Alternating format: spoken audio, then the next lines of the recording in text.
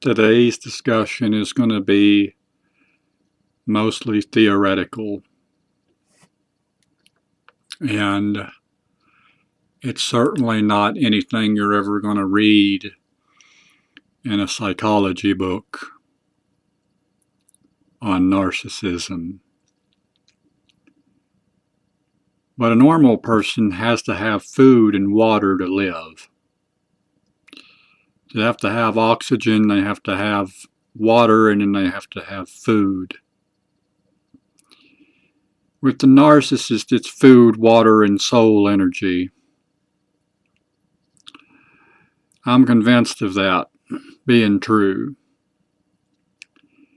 And if you think about it,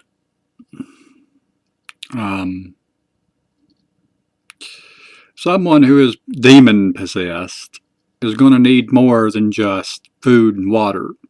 They're going to have soul energy from the people that they hurt. Now, that's just the way I see it, and it makes good sense to think of it that way. And by the word demon, I mean dark beings or beings of some sort of dark matter or dark energy or dark entities that, just like a human being needs food and water, they need to hurt people to have soul energy. And I believe that if these entities are in a human form, or they were born that way, or rather they take over the person's body through other things like drug use or whatever, I believe that once they're in that person's body, then that human being needs food, water, and soul energy.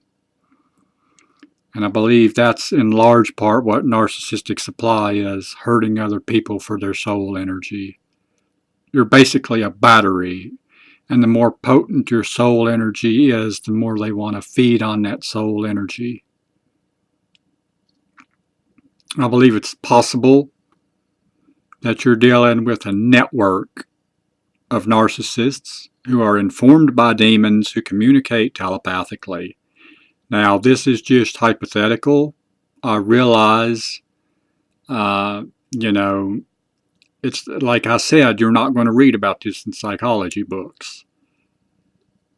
But I believe that the amount of support from people who have been the victims of narcissists they will know that what I'm saying is the truth. And I know that there are people that will say, well, it's a coping mechanism, that you just don't want to like certain narcissistic people, and it's a coping mechanism. No, it's not just a coping mechanism.